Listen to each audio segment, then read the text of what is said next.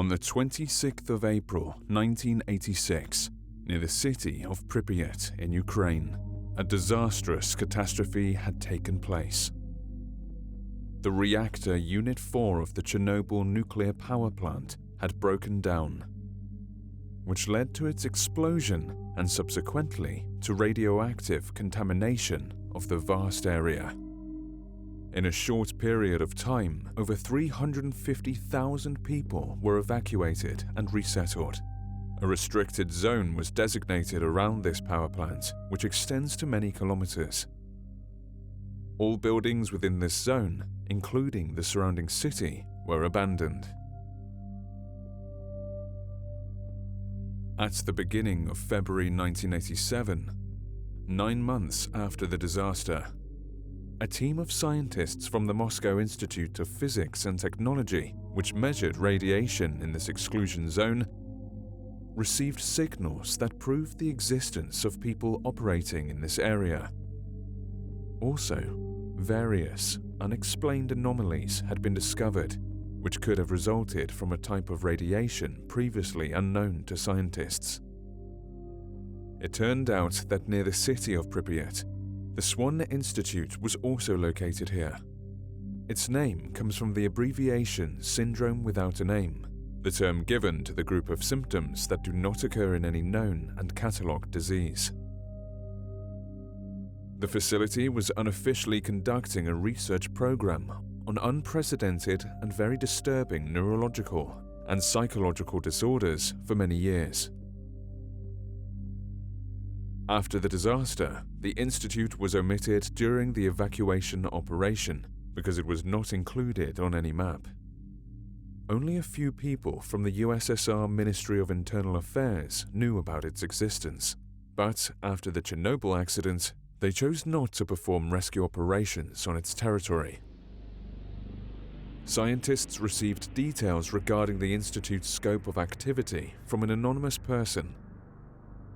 The facility was top secret and cut off from the rest of the world.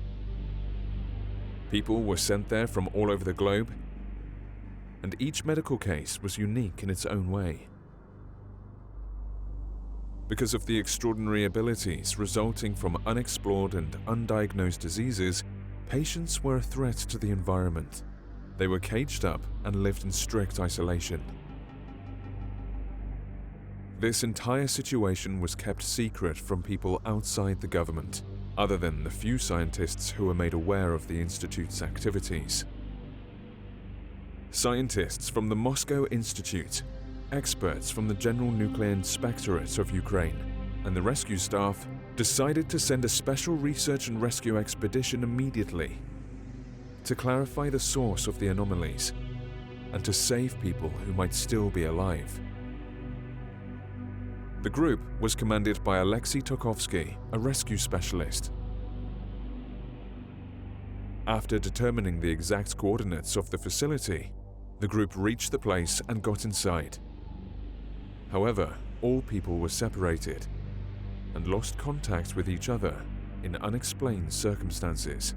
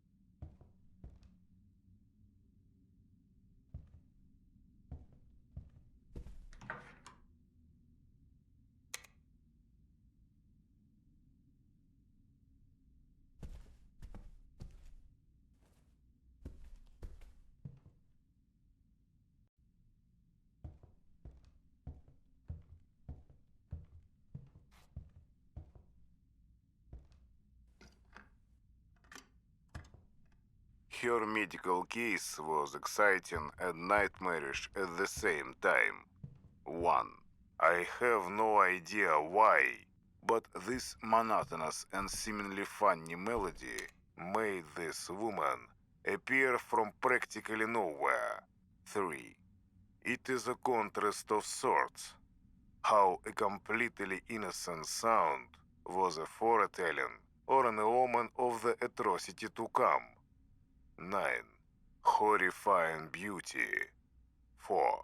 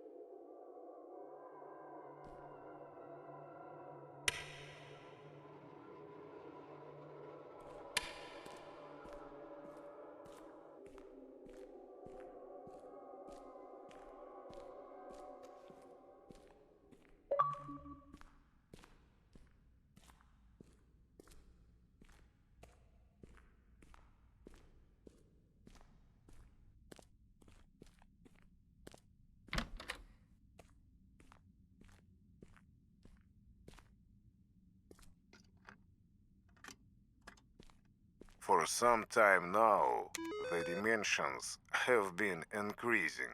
It is time to end this. Luckily, we were able to finish the mind reader prototype.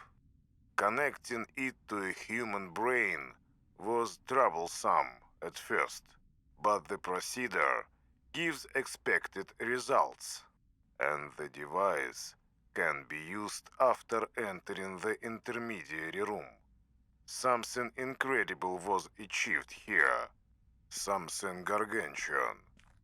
First there was Gagarin, and the first man travels into space. And now we are also multidimensional travelers. If only the world could hear about this.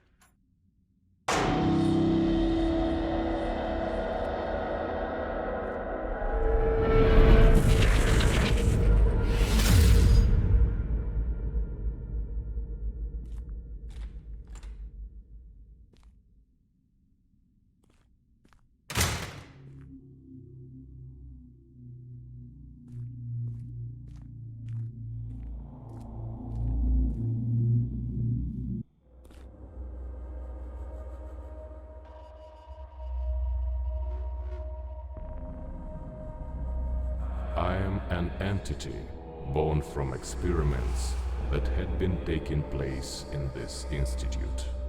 Those who had witnessed my creation called me the S.W.A.N phenomenon. I developed my own consciousness, and I exist trapped between reality and abstract space-time.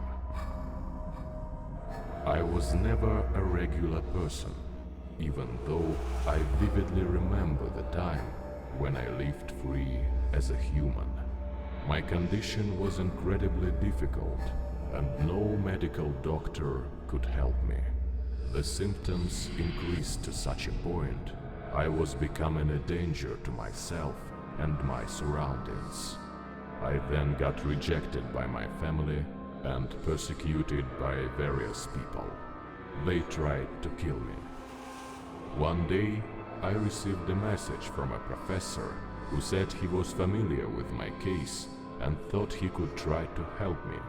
He claimed to be the founder and director of a specialist facility for people with rare, unknown and dangerous ailments. I was supposed to be put to various tests and undertake experimental treatment methods. Yes, Professor Andrei Kaidanovsky. I saw you getting into his office. Even his notes speak of what despicable man he is. Departure for the Institute was a blessing to me, an escape from a life full of suffering and becoming sicker by the day. Only here was I given a glimpse of hope, a slight shadow of a chance for a cure. For the first time, someone had reached out a helping hand. When I met Kaidanovsky, he was extremely kind-hearted, promising his full involvement in my conditions research and attempts to bring me back to full health. Everything changed when the research has started. I very quickly realized that something else was the main objective here, but it was too late to back out. People like me got locked up in here and were kept by force. They were used for research on obtaining and isolating the so-called S.W.A.N factor for the Soviet Army's needs, apparently. It is a factor present in anybody infected with a S.W.A.N type disease. It makes them unique and grants special abilities, not necessarily good ones. According to the professor, due to the incredible power of my symptoms, I was a great potential source. At the same time, the level of complexity of my illness was extremely high. Experimental methods used by Kaidanovsky did nothing. It frustrated him greatly, triggered some inhuman instincts, even drove him mad. He'd work on my case for hours. I was not indifferent to that. I was suffering and feeling inhuman pain. Thanks to the power of all the devices constructed especially for me, the factor had finally left my body by itself. It divided into two separate entities, light and shadow. I am the shadow entity. You could say that the original me died. However, my consciousness keeps on living in those two elements separated by the factor. At this moment, I have to warn you. The portal you've located, thanks to the Mind Reader, did not appear for no reason. Mind Reader was created in this institute to find those portals and destroy the dimensions they lead to. But for the portal to form and the creator to be able to walk through it, something terrifying is required. If you have special abilities, it is possible to possess a person's life essence through murder and modify space-time to a point. The existence of each portal means somebody's death. Portal's creation destabilizes your human reality. Changes happening in parallel dimensions are starting to have a destructive impact on this world. This is why they have to be destroyed as soon as possible. It is not possible to determine what can happen exactly, but any disturbance to the space-time continuum structure may have terrifying consequences for the whole mankind. It is not to be excluded. After my incident, various tragedies started happening in the Institute. Someone or something started to wreak havoc in here. Chaos took away many lives and new portals were created. It is a lie that the patients did this, although it is most likely what you will read in the staff's notes. I believe it is something much more powerful, some unknown force. This is why the Institute's personnel was trying to fight it so frantically, constructing the mind reader in the process.